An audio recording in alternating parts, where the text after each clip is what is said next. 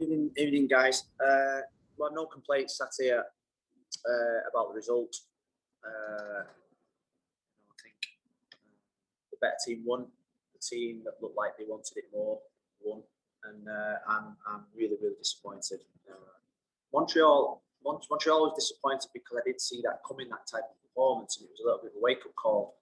But that was a wake up call, and we spoke about how to deal in situations like that, and we didn't tonight. I thought from the very first whistle they were sharper than us to every ball, and I think in a football game, what I've said to the team is that we all want to play beautiful football. We all want to get the ball down and play through the phases and create beautiful goals. But in football, you've got to win the battle first. You've got to stay with runners. You've got to win the headers. You've got to win the tackles. You've got to be disciplined. You've got to defend well.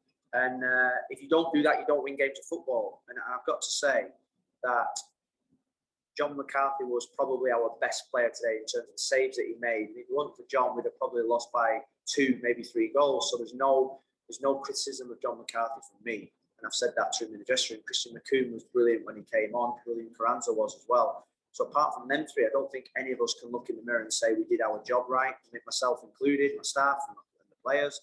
And we need to make sure that we understand that in games of football, that you just cannot just turn up and turn the tap and you get 3 points.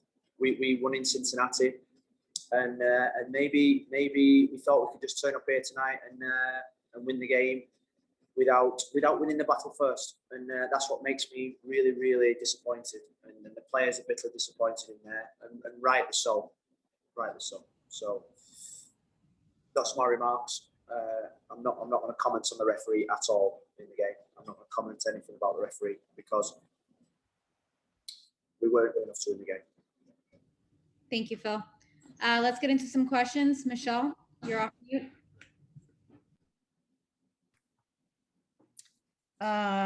Hi, Phil. You had mentioned when we spoke to you just the other day that, this is something that you were worried about complacency, about, not taking the game seriously enough and all that, and that you were stressing that to the team.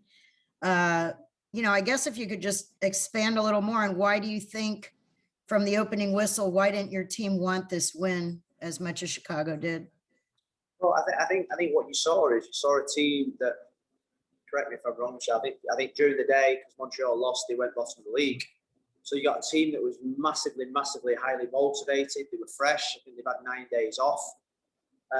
And they knew what they had to do. But so did we. And it's like I say, I think nobody comes and knocks at your door and just gives you 3 points. Nobody comes and knocks at your door and gives you success. Nobody comes and knocks at your door and just hands it to you on a plate. You've got to go out there and you've got to earn the right.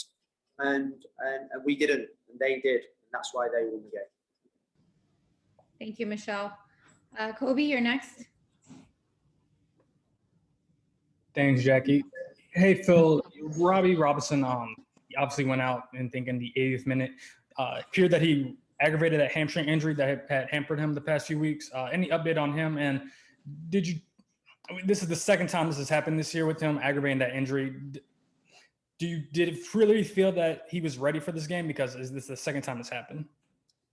Well, the first time I think we take responsibility because we probably did rush him back. Or said we did rush him back. He met all the protocols, all the processes, all the training. This time, we probably took an extra 10 days with him. So I think what we need to do now is we need to investigate a little bit more into. He's a speed type player. I've played with these players in the past. When you're built on speed, you are susceptible to these injuries, and it's the reoccurring ones that we need to make sure that it never happens, because you see the reaction of the boy. He's devastated. We're devastated for him. But in terms of his rehabilitation, his return to play, I've got to say we kept him out longer. We kept him out longer than what we should have done in terms of sort of like getting him back with the team. We kept rehabbing him. We kept working him in terms of his strength. He met all the strength tests, if not more than what he did in the first day of pre-season. So this happens in football, and it's a massive learning curve for Robbie, because this does happen. And we need to make sure that we provide the best care for him, which we're doing our absolute best to make sure that this doesn't happen again. But we've got to make sure that we look after the boy. Thank you, Kobe. Franco, you're next. Thank you. Thank you, Jackie. Hey, Phil. Going back to the performance, this is a pretty veteran team. There's pretty big figures on this team. The most expensive team in the league.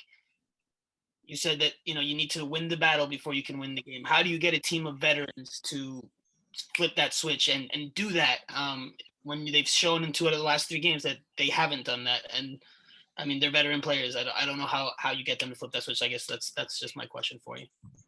I think it's disrespectful, Franco, to call them veterans. I don't think we're a veteran team. Some of the best players in the world are over the age of 30, so I think that's a little bit disrespectful in terms of sort of like the quality of the players that we have.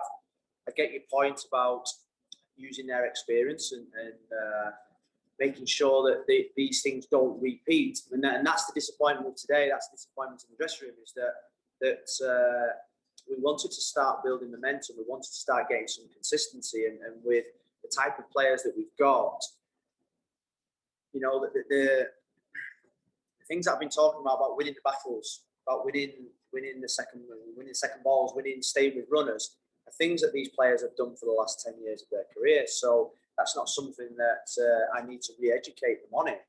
That's just a mentality thing that we need to make sure that we have in this football club, is that we want to play really good football.